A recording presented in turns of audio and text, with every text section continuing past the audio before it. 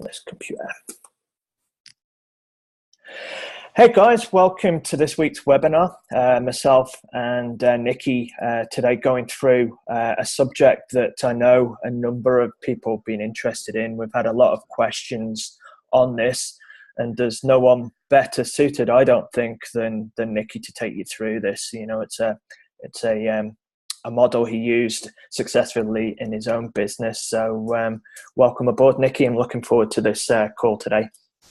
Oh, cheers, Andrew. I'm so looking forward to delivering this training also, man, because, you know what, semi-private training, and I kind of use the hybrid model. It really changed my business from purely one-to-one, moving from one-to-one to a semi-private. It just changed the whole dynamics. It wasn't just the increase in revenue or the finances. It was just much more fun way to train clients. There was a lot more banter, a lot more fun when there was more people in the studio, where one-to-one, you kind of, it's very intense, right? And you get those rest periods where you got to make up conversation, and some clients are all right, other clients are a little bit harder to work with, but it can be quite draining. When you have like semi-private, or for me, it was training two people at the same time, they were kind of bouncing off each other, which made my job a lot more simpler as the coach. So on today's training, I just want to run you through, I'm not going to go over how to deliver the semi-private training model. It's more about how do you transition from one-to-one to semi-private training, right? Because this was a headache that I had to overcome over a period of about 6 to 9 months, where I totally stopped one-to-one training, right? But it didn't happen overnight. It was a transition, and I'm hoping if you're in the process or want to move from one-to-one to semi-private training, these are some of the issues that I faced, and Andrew's also going to share some of the issues he faced, and hopefully this will save you a lot of time and headache when you transition yourself. Okay, so let's talk about the benefits. Why transition from one-to-one to semi-private training, right? So first things first, right? Clients can afford to do more sessions, right? I just see Nigel. Nigel, how you doing? You all right? Nigel, we just want to turn your camera off? I don't think he can hear us, man. All right, just going back to the benefits of making the transition from one-to-one to semi-private training, right? The biggest thing is clients can afford to do more sessions, right? I ran one-to-one for a long time, but it ended up in my eyes being a flawed model. And here's why, right? Most of my clients could only afford to do 1 or maybe 2 sessions per week. They just didn't have the finances to do 3, 4, 5 a week, right? And those that did have the finances to do 3, 4, 5 a week were out of the country for about 6 months of the year on holiday. So it wasn't really good for my cash flow either, right? So because when they went here, they weren't paying. So this was a problem that really did my head in, and it's something that I had to overcome, right? So they definitely can afford to do more sessions, and with more sessions, they have more frequency of training with you, which gets them better results. There's also better margins for the business owner with semi-private personal training. Now, I'm going to go over my model, right? Now, if I did this again, my model will be slightly different, but I'm going to run you through the actual model that worked, right? So I actually paid the trainer per client with a maximum of about 40% margin, okay? So I was paying the client £13.70 per client. So every client they trained, so if they had 2 clients, they would get paid double that. At some points, we did 3 clients, so we get paid 3 times that, right? It didn't matter because my margins were the same on each client, right? If a client didn't show up, then at least I had the margins off 1 client. Where if it was a one-to-one client didn't show up and canceled, there would be absolutely 0, right? So the margins are a lot better for the business owner running semi-private than one-to-one, right? And like I said earlier on, it's just a better training experience for the client, you know? Wherever this one-to-one model came from, I don't know, right? But I mean, I've always trained like with teams in sports, and it was always more challenging to me training with a team than it was on my own. Even when I go to the gym, if I train on my own versus training with a friend, I'm always going to train harder with a friend, right? And time goes much more faster when I'm with a friend, and we just push each other. You don't really get that into one-to-one. It was nowhere near as much as when someone's training with another partner. Now, if you manage that right, and they do start to compete against each other, they're going to get more intensity out of that session, which is just going to lead to better results, right? So there's some of the benefits I want to go over. Andrew's going to share a few of his own benefits with semi-private training. Yeah, look, these three key points that you've outlined here, Nikki, are so important. You know, I found when I first started, and again, I'm not entirely sure where the one-to-one PT came about, but as you did, it was the same with me that, oh, that's the model that you've got to give, and that's the model that I started with in my business. And I know a number of the guys know the background of both of our businesses. But when I moved into semi-pro, well, actually, I moved into group training and then brought in semi-private as my third option of services I offered. It was, and again, that was around the fact that clients could then afford to train more than once a week. That was certainly the case with the one-on-one PT, and we just know that they're not going to get the results that they want from that. The second one here, better margin for business owners. I can't stress the importance on knowing your numbers and knowing your margins, because I made a huge mistake when I first started out, when I brought on trainers, that when I actually looked at the margins, I was out the money I was generating, 70% was going to the trainer and 30% was going to me, even though I was doing the marketing, I was doing the selling, I was putting the programs together. All the trainer was doing was the actual taking of the session. So it was a bit of a slap round the face to realize, hang on a minute, you've got this the wrong way round.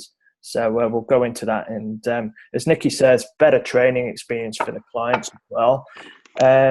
Generally, my one-on-ones, the types of clients I attracted were great folks, but there was always those people, particularly in those first few sessions, where silence and then the tumbleweed would come across because you were trying to think of things to say. So having other people in the session, in the semi-private setting, it just helps everyone. It's a win-win for each and every one of them, for sure.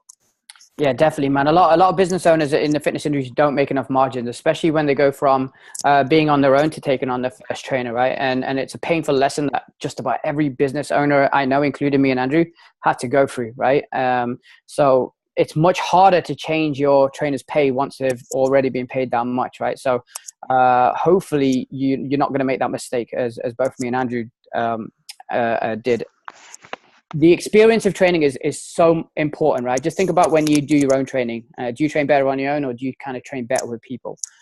Where do you have the most intensity in your training? Because that's what it's about at the end of the day, right? So there's a lot of benefits, more benefits to semi-private than one-to-one, right? But there are some issues, and these issues will happen as you make the transition from semi-private to one-to-one, right? So let's just take a quick overview of some of the issues that you're going to go through, right? Now, first thing is fear, okay? Just about every trainer I've worked with that's transitioned from one-to-one to semi-private training has been skeptical about doing it. Okay, they all tell me that there's no way my clients will do this. I can't do this, and it just comes down to not knowing what to do. However, once they've introduced semi-private into their business, they've all said the same thing. Oh my God, why didn't I do it earlier? Right? Not one of them came back to me and said, like, I wish I went back to one-to-one, right? But just because it's just such a much better effective system, both on cash flow and training experience and everything we just went over, right? Your staff will have the same fear if they're used to training one-to-one, right? So facilitating that change is going to be one of the key things for you. So I'm going to go over my story. When I did it, I went over to Los Angeles to work with a trainer called Alan Cosgrove. He was running the best semi-private training model I knew of. At that time, I was running one-to-one. So I spent 3 days with him at a mentorship program. He kind of showed me how they ran it in their studio. I came back all super, super excited, told all my staff, yeah, man, we are going to change our model. We're going to do this. And you should have seen the look on their face. They were like scared, absolutely scared shitless, right? Because they had no idea how they were going to do it. So that was a big lesson to me, right? Is I had to first learn and do it myself and then show them how I did it. right? Otherwise, they wouldn't have no idea how to do it themselves. And they were scared, right? Because they were used to just training one-on-one. So I spent a little time doing it myself, practicing. And this is something I'm going to talk about in a while, how to transition your clients over is I just gave them free trials. I said to Catherine, I said to Paul, hey, look, I want to try this new system out. Would you come and train for free?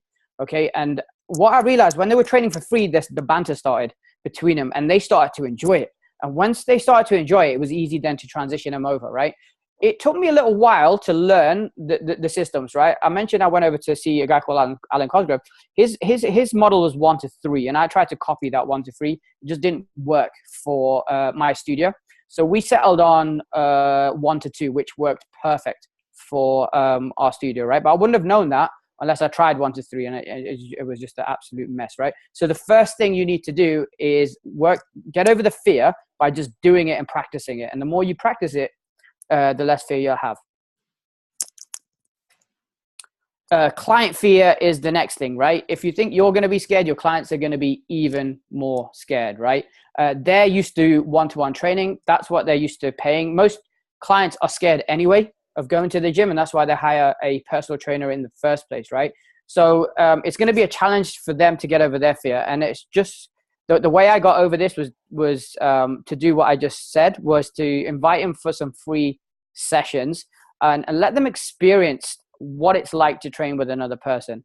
If you give them enough exposure to get used to it, then that fear goes. As soon as that fear goes and they know it's cheaper, it's more effective, I'd say about 80% of them will transition quite easily, right? Your sacrifice is giving away some free sessions, right? But you got to think about the bigger picture, right? Do you want to get stuck in one-to-one for the rest of your life where time is limited, or do you want to leverage through semi-private? Okay. If you've got staff, you've got leverage anyway, but if you haven't, then this is a great way to do it. If you want your staff to do semi-private, you have to show them first that you can do it. That's a good point actually on that. And with all of this as well is the big takeaway for me. And again, I got to learn through Alan as well, Alan Cosgrove. Although I didn't go over to LA, I originally hired him as a for his programming and design skills when I was training, because I wanted to learn from the best, and I'd been put into contact with him. The key with this is that ultimately it frees up time for you. It allows you to work with more clients. But as I say, more importantly, in my view, is that you now have more time, or should have more time, to invest into working on the business, but also as the owner of the business to support and develop your team so that you can educate and train them on these key pieces as well. Oh, sorry, I was pressing the wrong buttons here, mate. Yeah, I agree with you. I mean, going over to actually see it in LA, his studio, it was a real insight on how different it was from what was going on at the UK at that time. So Alan's definitely someone that you can learn off. He was brilliant. He still is. That's it. How to make this work in your facility. This is a key point as well, right? Because everyone's going to have different facilities. Like I said, when I went over to LA to Alan Cosgrove's studio, he had a massive studio, right? Obviously in the States, the facilities are massive, right? The space that they have over there compared to here in the UK, or if you're in a metropolitan city like New York, where the space is going to be very limited, you're going to have to figure out what you can do or how you can make this work with what you've got. And that's the key, right? I'm going to say that again. Figure out how you can make this work with what you've got. So if you're even if you're a single trainer in a gym, you can make this work. Okay. If you get it right, you can train 2 clients at the same time, even if it's a super busy gym.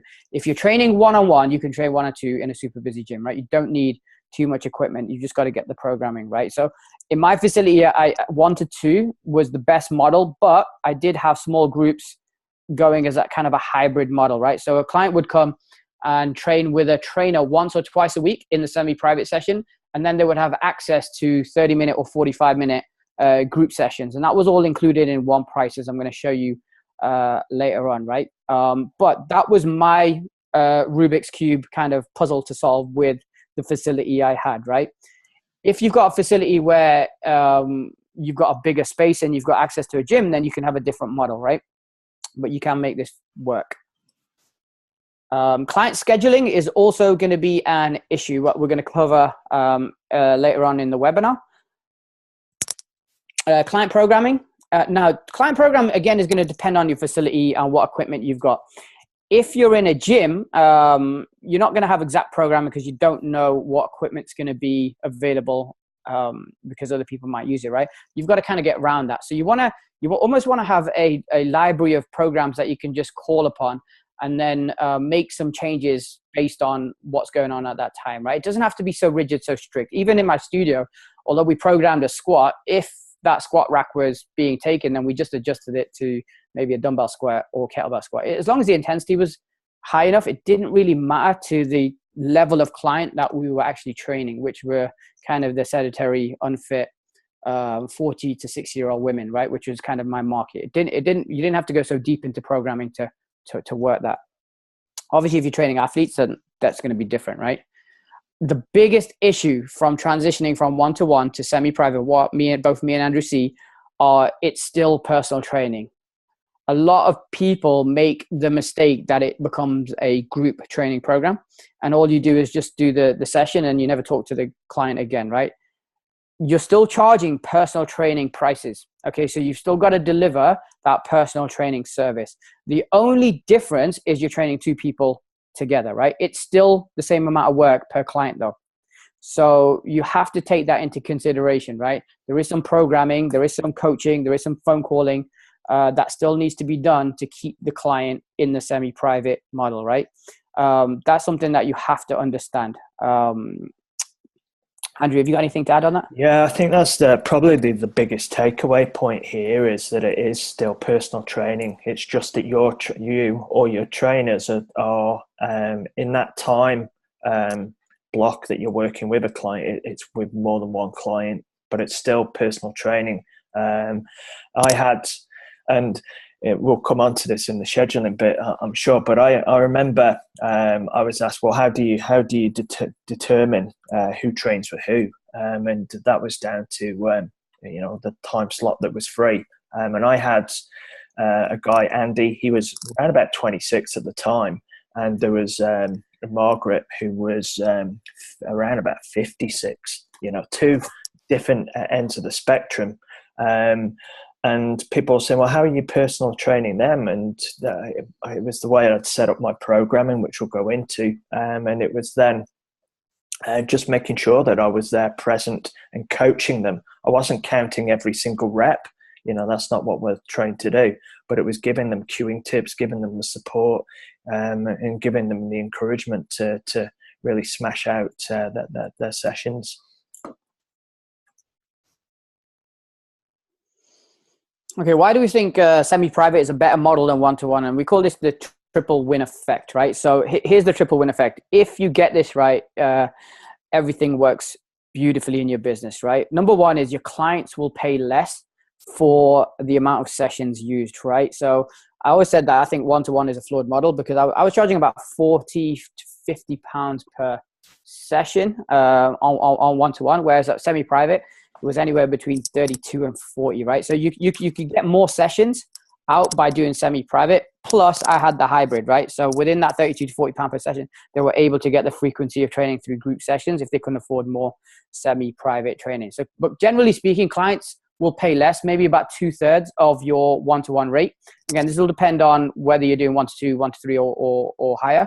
But generally, the more people in the semi-private, the less they're going to pay, right? Which allows that client to actually purchase more sessions, right? So clients actually pay less than they would on a one-to-one model. Staff get paid more as well. Now, if your staff are on a salary, this might not work as well, but with me, they were on a pay per client basis. So every client they would train, they would get anywhere between £11 and £13.70, right? Which was the maximum I pay per session, right? But if they train 2 people, they would get double that. If they train 3 people, they get triple that, right? So it was in the best interest for the trainer to fill their slots up, okay? And I had it set up that way so I didn't have to manage staff too much, right? The motivation was if they got the clients in, they would get paid more. I would still make my margin, which is the other part of the triple win effect.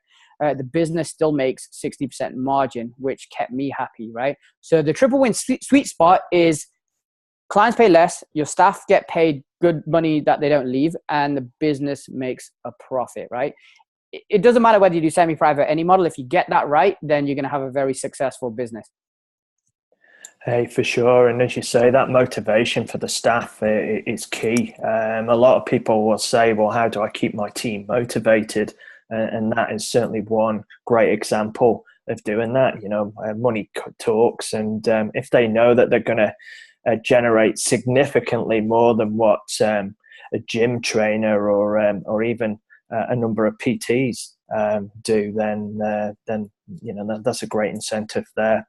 Plus, because the business is retaining 60%, it allows you as the business owner to invest, as I say, more into supporting, educating your team, so that they're not only getting paid extremely well, you're helping develop them as well. You can pay for courses, you can send them away or whatever. You know, that gets a great team bonding effect.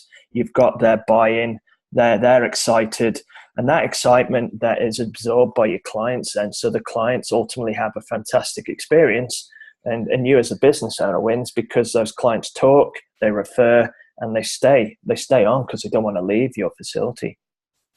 You hit the nail on the head there. In terms of staff, right? Money definitely talks. The more they get paid, the more likely they're going to stay, but they also want growth. Do you know what I mean? As long as you can grow them as a trainer, they'll stay with you for a lot longer period of time, right? Every staff member will leave at some point. So you have to take that into consideration. And no one's going to stay there forever. But your goal is to try and keep them as long as possible, the same as you try to keep clients as long as possible, right? Eventually clients will all leave as well, right? Okay, let's move on to pricing your services, right? Okay, so I don't know where this red line's come from. I was going to say, have you been playing with the marker pass? Yeah, excuse that red line. I can't even get rid of it, right? But okay, so pricing your services. So how do you price your semi-private services? So this is the question that was going around in my head, right? What's the lowest price I can charge my clients whilst maximizing my margins and paying staff good enough fee to keep them engaged? All right, let me repeat that, right? Because this is another problem that if you solve, you're going to have a successful business, right? What's the lowest price you can charge your clients? Because there's no doubt if you charge lower, you're accessing more of the marketplace, whilst maximizing margins, which makes sure that the business gets paid, and paying staff good enough to keep them engaged with your business, right? So running over that triple win effect, right? It doesn't matter what anyone else in your area is charging, right? Don't compare yourself with others. That just doesn't work, right? Because I was actually charging a lot less. Like my fees were actually $197 and $297 a month. When I was doing one-to-one training, my prices were like $800 a month or $600 a month or even $1,000 a month, right? I could only hit a certain demographic of people at that price, and there wasn't enough to really build a business in my area, right? But at $197 and $297, I accessed a whole different market. Okay, I just had to solve how am I going to actually make money from that price point. And I'm going to show you how I did it with semi-private training, right? When you're pricing your services, the key thing you need to understand is gross margins. Okay, now if you're a independent trainer and you don't have any staff right now, you're probably not going to take much attention to this, but this is how you got to think, right? If you were to pay yourself from the fee that you charged and the business still wanted to make money, how much would you pay yourself, right? And really, if you want to be successful, you need to keep a 50 to 70% gross margin per session trained, right? That means you've got 30 to 50% of the fee charged that you can actually pay a trainer. Now, this is going to depend on your business model and your expenses, right? If you have a studio and your expenses are high, then you're not going to be able to pay your trainers as much. Your margins need to be more near the 70% mark, right? If you are an in-home personal trainer, where semi-private doesn't really work that well, but if it was on a one-to-one basis, then you can probably go more 50% margin, right? Because you don't have the expenses on the back end there, right? Here's the real question to ask though. How much money do you want your business to make? Okay, I'm amazed at how many people don't know that answer. Okay, so as an analogy, right? It's like a client coming to you and saying, I want to lose weight, but they don't tell you how much, and they don't tell you by when, and they don't tell you how much they weigh right now. How are you going to design a program to get that client to succeed, right? And this is the same in business, right? You need to know where you are right now. You need to know how much money you actually want to make, and you need to know when by, right? That's the only way you can start to figure out, okay, how much should I price my services at, right? The mistake is everyone just prices their services what everyone else is doing, right? Which is a huge mistake, right? Because you could actually make more money by actually charging less, right? But you don't know that until you actually work this out, right? Now, there's a video in the membership area that's called "How Much Money Do You Really Need?"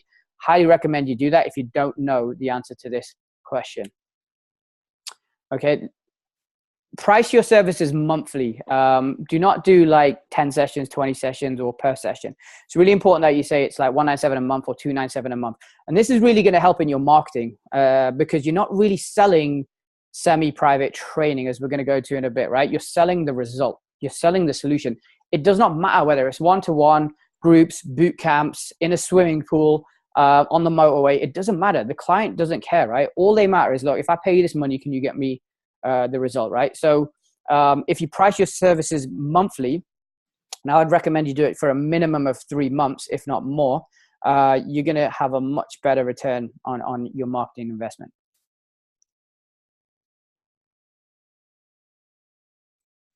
Okay, I'm going to go over how to work out gross margin. So bear with me, there are some maths involved here, right? So clients would train with a trainer 2 times a week plus our groups for $297 a month, right?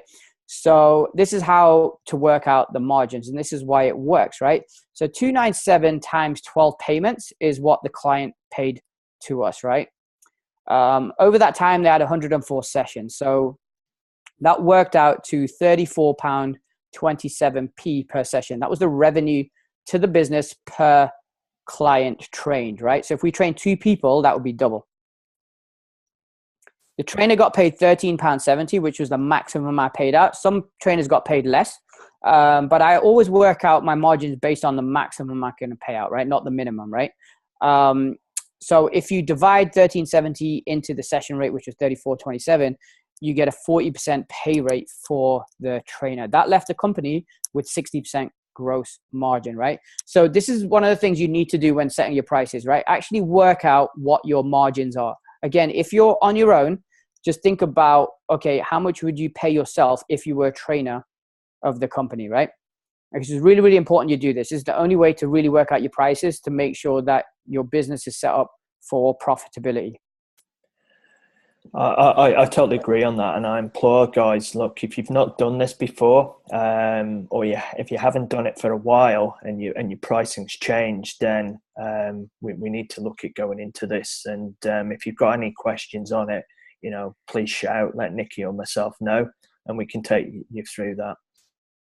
A lot of people get confused when it comes to the numbers, right? It can be a bit of a brain freeze moment, right? But it's not as challenging as you think it is once you've actually got it written out. And obviously, like, look, we're here as coaches and we're really good at this stuff. So if you struggle, just when you're on your next coaching call, just let us know and we can work the numbers out or show you how to do it. But there is going to be some maths involved. Get good at maths, right? Because numbers are the language of business, right? If you want to be successful, then you're going to need to understand what the numbers are telling you, right? And at the very, very foundation of all the numbers is your gross margin per session that you run. Okay, so how do you transition clients from one-to-one to semi-private personal training, right? Like I said, it's going to take a little while. It took me around about 9 months to go from actually learning how to set up semi-private in my studio to getting almost just about, I'd say about 95% of my clients off one-to-one to semi-private. There was a few that stuck on one-to-one, but I didn't sell it anymore, right? I only sold semi-private training. However, there was some cases where, like, there's no way that a person could fit into semi-private. Some of the more health regeneration stuff that I was doing, you just can't do it. But I never sold that. I never marketed that, right? First things first, you've got to let them experience it. I said earlier on, if you think you're scared of moving from one-to-one to semi-private, your clients are going to be even more scared, right? So you have to let them experience semi-private personal training first before you even offer them before you ask them to move over from one-to-one to semi-private, right? once they've experienced it, most times they tend to like it, right? Simply because the fun, the banter, the competitiveness they have with another person. If they match it with someone that they really like, even better, right? And that tends to happen about 50-60% of the time, right? Where two people just go for it. They know they're going to come and train hard because the other person's training hard as well, right? So let them experience the sessions first, right? This is how I did it. So I added additional sessions to their one-to-one. So let's say Catherine was doing one session a week. I just said to her, look, I'm running this semi-private session. I'd like you to do more sessions, right? Would you like to try this for, I think I gave away about 8 sessions. And now I know that seems like a lot, right? But I was still learning how to do this. And I was thinking about the long-term picture, right? Catherine was a little nervous, very scared about her body and scared with training with people. So I knew it would be challenging for me to move her across. But once she got past like sessions 5, 6, and 7, she totally bought into the whole training model, right? And she realized she could get 2 sessions instead of 1 if she moved over to semi-private from 1-to-1, right? And it was only like by giving her that level of exposure to the sessions that she lost her fear, was I able to transition her out, right? Which freed up an hour of my time so I could get another semi-private, right? So think of the bigger picture, right? And add additional sessions to their one-to-one. Sorry, I was just going to jump into that point, Nikki. That a lot of the time, we're scared of giving these sessions away. We look at the short term effects it has on us, on our business, and not the long term play, as Nikki says. So it's important to deliver that value, give them that chance to experience it, because ultimately it's going to help you long term. You know what, this is, again, I'm glad you brought that up, because this is where we see a lot of business owners fail. They won't give their time away for free. They don't think they should, right? The guy who's Grant Cardone, right? He says, if you guys have not heard of Grant Cardone, you should look him up. But he says that 80% of the stuff he does is free, right? Now, this guy runs a multi-million-pound sales business, but 80% of the stuff he does is for free. That kind of says it all, right? He's a long-term thinker, right? He understands the benefits of giving stuff away for free to get clients in long-term on the back end, right? I've never seen that many people succeed that don't give up their time away for free, right? With a long-term view on getting a client. Okay, so a thing to remember with semi-private training is a massive part of the whole experience are fun, banter, competitiveness, and just working harder because you're training with someone else, right? Again, I go back to, if you trained with me or Andrew, would you train harder or would you not train as hard, right? The chances are we're gonna train harder because of the extra competitive, the extra edge, and we'll probably have some jokes through the session, which makes the session go a lot faster, and it's a lot more fun, right? Here's the thing, right? Think about your client's lifestyle, okay? They go to work, they probably sit in a cubicle or a desk, they're behind a computer making phone calls. It's quite stressful, not so exciting lifestyle, right? You know what I mean? They're coming into some training. Not only do they want to get fit and healthy, but it's a part of their time in their week where they can just have fun, right? I go back to my sports stage, and you think about why I used to play football or basketball or tennis. It was just fun. I just enjoyed the fun, getting out there and having fun banter, swearing at people, getting swear back, you know what I mean, as you do in football, but it was just fun. So don't forget about, like, it ain't all about results. It's about like 1 hour of that client's life where they're away from their work, they're stressing their family or whatever it is, and they just make it fun for them, It's a massive part of their life, which I think sometimes as trainers we forget about because we're so focused on getting them results, right? I can't stress how important that part is, the fun, banter, and competitiveness of it all. And if there's one takeaway from this, it would be to focus on that, because you deliver that experience to that client. They're going to be a client for life. Well, not for life. We know clients ultimately, but they will be with you for a long time. And the amounts of times I've seen people turn up to a session, not know the person that they're training with, but then get to know them, be the support, give them encouragement, have that banter, and ultimately then go for a coffee or go for dinners and things afterwards and become lifelong friends. That's significant, and they will always remember it was your business that put them together, and they'll talk about that. And that is, how we build these compelling communities, and long-term members.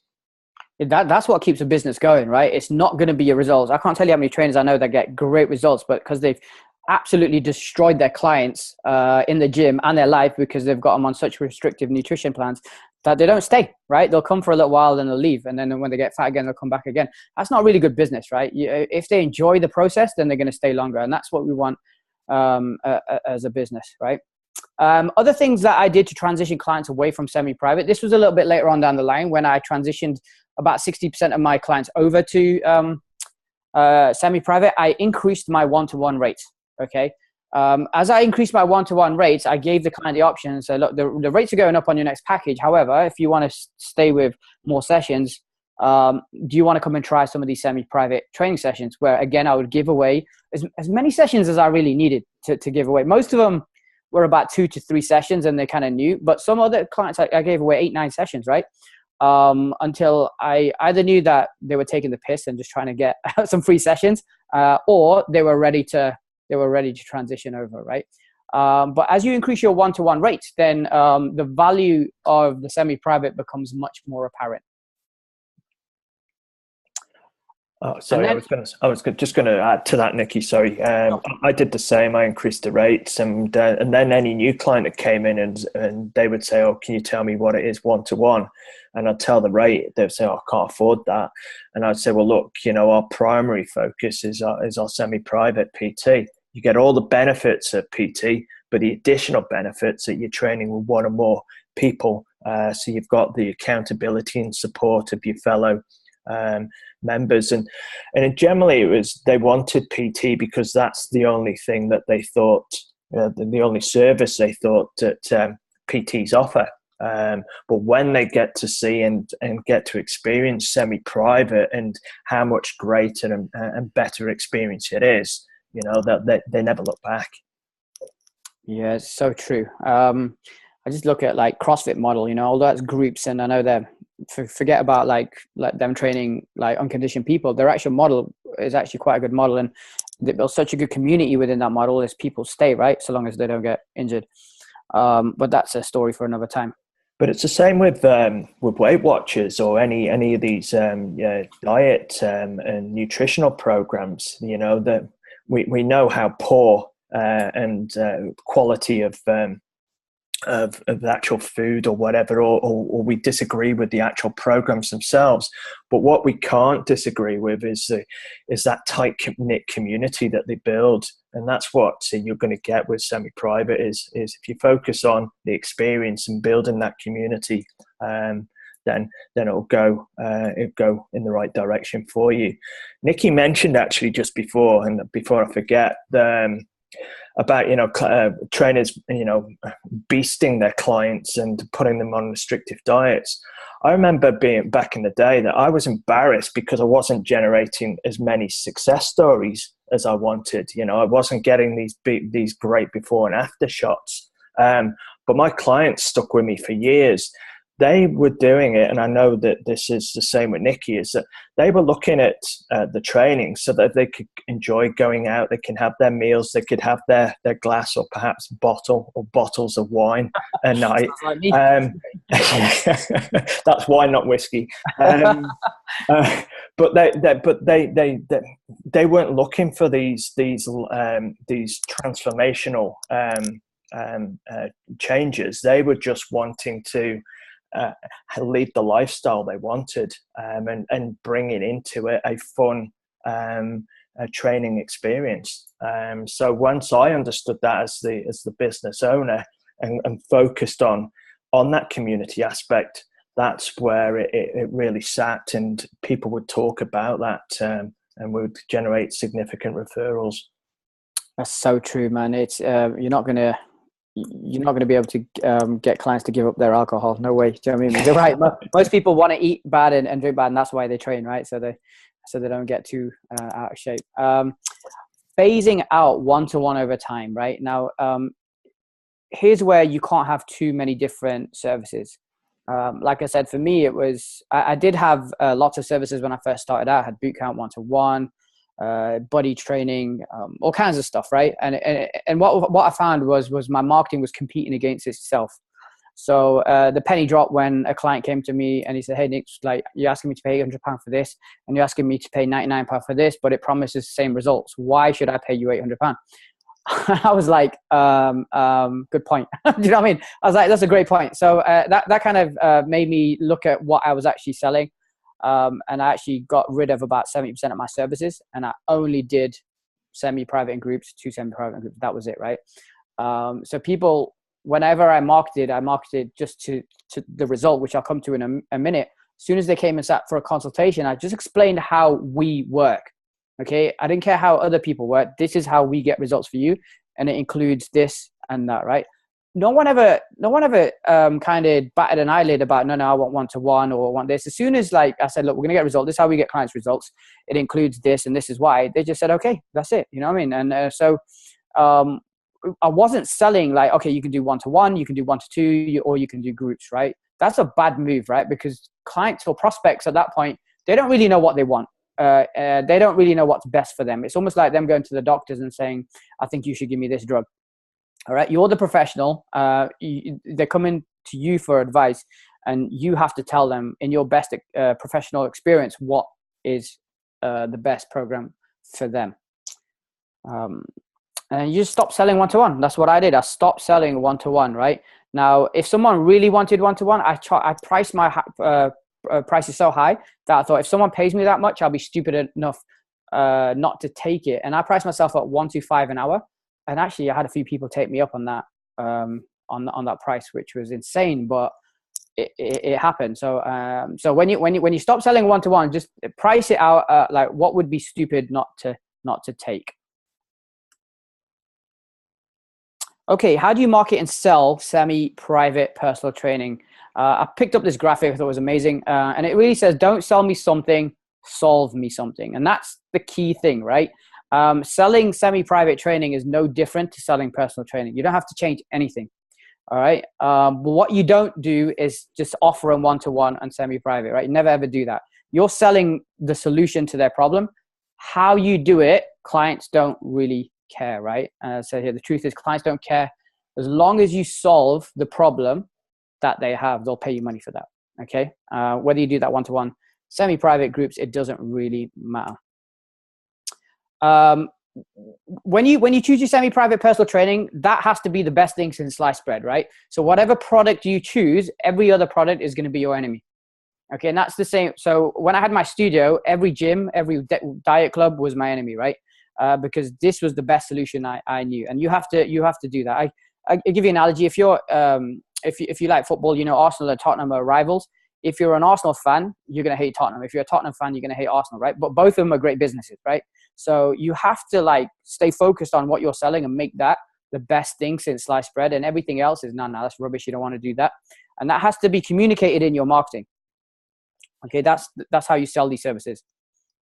Yeah, I was going to say this is a key point to understand, because I remember back when I had PT at the time. Still, I'd introduced semi-private, and I also had my boot camps, and I was struggling to understand, right, what am I marketing this week, this month? And it's the same as a business coach. In the years I've been coaching fitness businesses now, again, people say, well, do I market my PT services? Do I market my semi-private, and so on and so forth?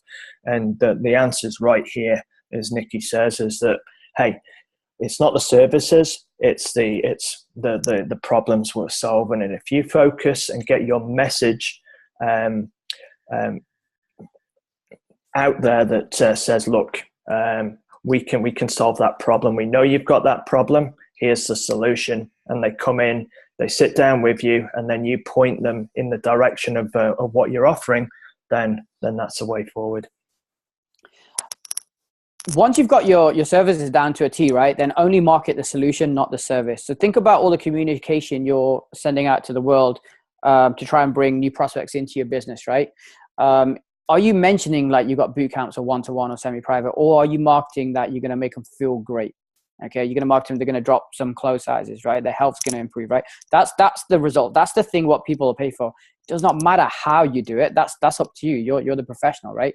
They want to know is like, okay, can you solve the problem I have, right? So in terms of marketing and selling semi-private training, is step one is get rid of every other service, and then step two, just do the same thing you're doing now, and to sell semi-private personal training, right? But you just don't call it that. You just say, for me, my program was called the 12-month Fitness Lifestyle Challenge. So I was marketing that, right? It was my 12-month program. So I just said, hey, we've got this program called Fitness Lifestyle Challenge. What it includes is you're going to train with a coach twice a week for a whole year. If you can make it through the whole year, I can guarantee you that fitness will be a part of your life, right? Do you want to take me up on that challenge, right? Never once mentioned one-on-one, semi-private boot camp. That was just my sales pitch, right? Finally, the operations, right? You've got to simplify programming. Remember I said to you, we went from 1 to 2, from 1 to 3, because we still wanted to do individual programming. It wasn't like a group training session, right? So it was like, how do we make this as simple as possible so we can manage it, right? Every single component needs to be simplified. Okay. As a one-to-one check key guy, I was really detailed about my program because that's how I was trained to do it. But what I found realistically, like, you didn't really need to go into that much detail, right? Most of the clients I had just needed the basics and they were happy with the basics. And I was effectively able to train more people because I did less. It was almost like my education got in the way of like what I really needed to do. I got so detailed. And I only realized after years and years of doing it wrong that this is silly. I don't need to do it, right? So really make every single component, fitness, nutrition, coaching, as simple as possible, right? You want to always take, now I'm not saying like, let's for nutrition example, right? I'll give you an example. Most people, if you get them to drink more water, eat more vegetables, they're gonna lose weight, right? Most people are not even at that level. What I was doing at the start was doing saliva tests, doing metabolic typing tests. I was going really into detail, right? To try and figure out all the details, but they didn't need that. Okay. All they needed to do, they needed a strategy how to drink more water. More water, or how can I get more vegetables into your diet when you're eating out all the time, right? It was the simplest things. So the simpler you can make it, the easier it is to scale.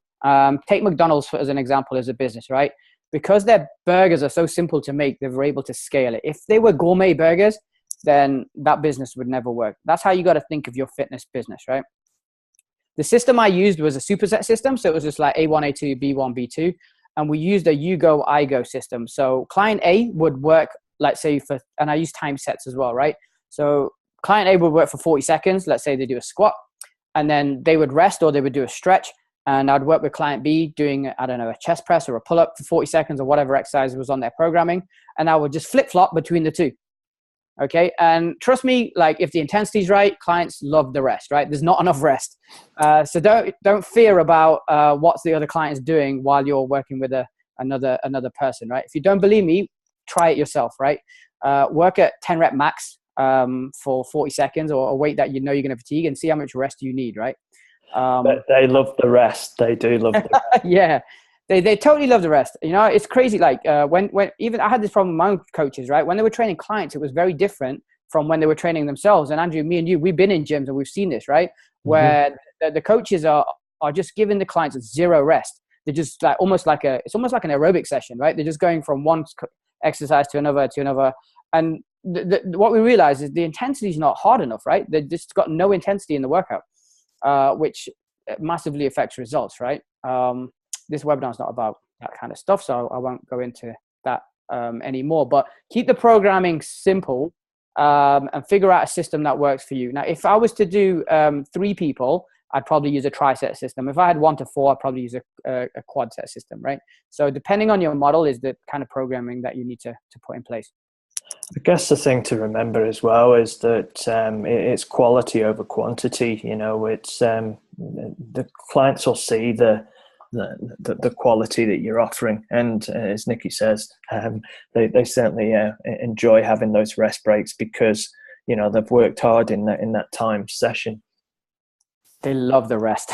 After about set 6, they want more rest, right? So that's quality. My nutrition program was generic as I could possibly make it. What I did, instead of individualizing it and get everyone to do food diaries, which took a lot of my time. Obviously, I doubled up my client base. Remember, I said at the start of the webinar, it's still personal training. Every client still needed to be looked after. I was like, how do I make this easier, right? So I just wrote up a nutrition supportive nutrition guide, and I gave everyone that guide, right? And that accounted for about 70% of my clients. They were fine following that, right? There was 30% which struggled, which needed a little bit more support.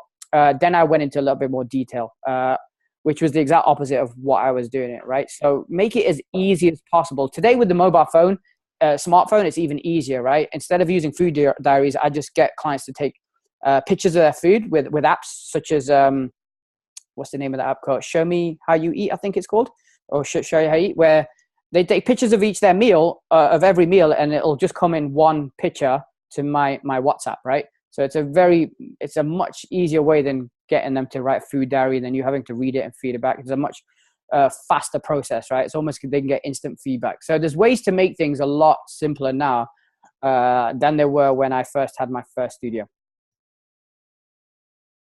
Yeah, the power of apps these days and things. Thinking back to what we used to go through, for sure. You know, so to make sure you make use of them, and certainly having the photos, pictures, as we're told, tell 1,000 stories. Pictures say 1,000 words. Sorry. And I think back to a client that was on paper was they were eating everything right, and we couldn't understand where they were going wrong. It's only when we saw the size of their portions that it became apparent that they were just consuming too much. So having the photo taken and put onto WhatsApp, you'll be able to quickly see that. And as Nikki says, it's an easy process to go through then, and just give feedback where necessary. I used it slightly different back on the nutrition. I kept it as simple as I could, again, because when I first started, it was going through meal plans and going through their macronutrients, etc., and it would take forever. But then I followed the precision nutrition habits based format, again, to make it as straightforward as I could. Then if somebody needed any further support on that, periodically through the year, I would run a 12-week program, and they were invited in. So clients would get a special VIP price to join that group, and other people would pay the full price for that. So it was an additional upsell for those clients that needed a greater helping hand on their nutrition side. It's amazing how many clients lie about their food diaries, right? Yeah, for sure. Yeah, I always say to clients when I see them, I say, look, you're going to lie to me, right? And I know you don't mean it, but you're not aware of what you're actually eating. So pictures are always going to be better than words on a food diary. But the bottom line is, think about everything you do with a one-to-one and how can you make it, simplify it, and make it easier so you can scale it, right? Okay, finally is the client scheduling and matching, right? When you're training two people at the same time, how do you schedule them into your diary, right? And the first thing I'd say is that you're going to need a client management scheduling system. This is very challenging to do on your own, right? If you've got your first trainer, your first staff member, it's almost impossible, right? So I used MindBody Online when I had my first studio. That was the only thing on the market at that time. Now there's lots. There's TeamUp, there's OneFitStop, Zen Planner. There's lots of different tools you can use. You can decide on which one works best for your business, but you are definitely going to need a scheduling system because there's going to be too much to manage, which is going to cost you a lot of time if you do this paper and pen style, right?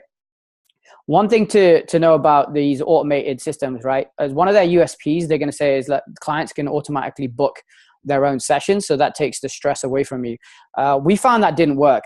Okay. So in theory it worked, but practically it just didn't work. So I would say don't let clients use the automated booking system, right? You as the trainer or your staff member as the trainer needs to schedule them in, right? Now, here's why, right? Now, if you let clients schedule in themselves, most times they'll forget or they don't want to, they'll just come up with some excuse, or they'll look for the slot where there's an empty, where it's empty. There isn't another client training in that slot, which is not good for your margins and your use of time, right? Clive, who was one of my trainers, he had this issue. He had 8 slots per day, and he ended up doing 1-to-1, even though we were charging semi-private. It was only when I spoke to him and looked at him, I was like, dude, what are you doing? And he goes, like, oh no, this client wants this time, this client wants time. I was okay, you need to reduce your hours to just 4 to 5 hours a day. Clients will fall into line, right? Just don't offer them slots. And he was a little fearful at start because he didn't want to lose clients. But over about the space of 3-4 weeks, instead of him doing 8 1-to-1 clients, who were paying for semi-private, he actually was doing 4 hours semi-private as we planned in the first place, right? But that was only because he did not let clients book the sessions himself. He said, look, I've got 2 o'clock or 3 o'clock. Which one works better for you? Okay. The other client didn't know who was in that slot whatsoever, right? If they're on the automated booking system, they'll tend to do that, and that's not good for your margins. Okay, be super stingy with your time, right? A great thing with semi-private is you can get a lot more out of your time, right? Don't open loads of slots in a day. Keep your slots tight and let clients fit into your slots rather than opening up a different slot for that client. It's not a good an efficient use of time. And again, you'll end up just doing 1-to-1 sessions, even though you're billing clients on a semi-private model, right? This is down to you, the coach. And when you have staff, you have to train your staff members to do the same thing, right? Because they'll fall into the trap of working it around the client rather than the client working it around you, the trainer. Client compatibility red flags. There are going to be some clients who just don't match up. Okay. Now most times it's got nothing to do with training. It's got to do with personalities right now. This will happen, right? You'll get 2 clients which just don't get on, right? You need to be aware of that, or you need to teach your staff on who gets on with who, or if there's any issues between 2. And the goal is try to keep them away from each other, right? It doesn't happen very often, but it does happen. If you don't do anything about it, one client will leave, okay? And you'll lose that client. They won't tell you why, but it was because they just didn't enjoy that session with the other person in that session, right? Yeah, look, I've got a story on that with 2 female clients. One was a long-term client. One was a new one coming into that particular time slot. The existing client was already there, and then the new one came in, and I turned my back for probably about 30 seconds just to get some bits together. And there was a commotion behind me, and one client was on top of the other, pulling her hair, and there was punches flying and everything. And found out, because it was a small island I lived on, that one of them had been cheating with the other's husband. So it just shows that you're going to have those compatibility issues from time to time. But as Nikki says, if I hadn't addressed it and sent one away and said, look, look, we can't have the session together for obvious reasons, but let me speak to you when you've calmed down, and then put them into different time slots and told the team that, look, these guys shouldn't be training at the same time, then we were able to keep both clients on board long term. These red flags do fly up, and I always think back to that particular day. It's never good putting yourself in danger trying to split up 2 fighting women, for sure. No, definitely not. Fortunately, I've never had 2 people fight, but we've had clients which have been not so nice towards the other client, and it's like you can just feel it in the session. It's really important that, okay, next time around you try to keep them clients away from each other, right? Again, don't let that stop you or starting semi-private, because it only happens 10% or even less. There's only a few people. And those people tend to be the ones that are not so good one-to-one as well, right? But every business will have them, especially as you grow, right? Of course. Okay, so that's how you transition, or that's like mine and Andrew's story, how we transition from private to semi-private training. I'm just going to open it up for questions. Does anyone have any questions that they would like to go through? They're not on the call today, but there'd been a question that they knew that you'd offered hybrid, and they've heard you speak hybrid before, but they weren't quite sure what you meant by running a hybrid program. Yeah, good question. Let me just bring that back. So what a hybrid program is what I was doing was running semi-private training, but just like private training, I was my goal was, how do I get people to come to my studio within 197 or 297 pounds a month, right? So I was running group classes, which was small group classes, which was 1 to 12, and 1 to 2 semi-private training, right? In my mind, I was like, okay, people need frequency of training. They need to come 2, 3, 4, 5 times a week to get results, right? I didn't have a gym, so it was only appointment only. It was only 1,000 square foot studio, right? So it was like, my question was, how can I get them into my studio? And the way I did that was hybrid, right? So it was 197 was, you get one semi-private with a coach, and then you get access to our group training program where you can do as many sessions as you want, right? So that's what a hybrid was. It was a semi-private along with groups. Now, again, I kind of stole this model off Alan Cosgrove, who did this in his studio. Obviously, his studio was a lot bigger, so he was able to get more people in his group training. Mine was a lot smaller, and it just works, right? I did 30-minute sessions for metabolic type training, which is mainly body weight. And then I did 45-minute sessions for total body strength workouts, which was more, I used a kind of a EDT type system, which was like escalating density training, which was like maybe 8 to 10 minute circuits with weight. And it worked really well, right? So clients could get enough sessions, as many sessions as they needed to get results. What I found was this, right? Community, right? And it's not something that I knew ahead of time, but my semi-private training clients used to come to the group training, and they start to build relationships with other clients. Okay, so again, they never left, right? Because then they'll have that pain of disconnect. It became like a social club, if that makes sense, right? People knew people, and they wanted to train with people, and it became a part of their lifestyle. A bit like what Starbucks' model is, right? The third space, right? Again, I didn't go with the intention of that; it just happened, and then I realized this hybrid model really works, right? And that's what I meant by hybrid, is like, how do you get the frequency of training out at a price that people can afford? And it's just combining two services, but selling it as one. Cool. I hope that made sense. If you guys I know I went on a little bit there, but if you have any questions on hybrid training, how to set it up within what you've got, just send me an email to nikki@lifestyle180.co.uk, and I'll be more than happy to help you through that, right? Okay. Do we have any other questions? One that came in again, it's from the same person. It was, how do you decide who trains with who?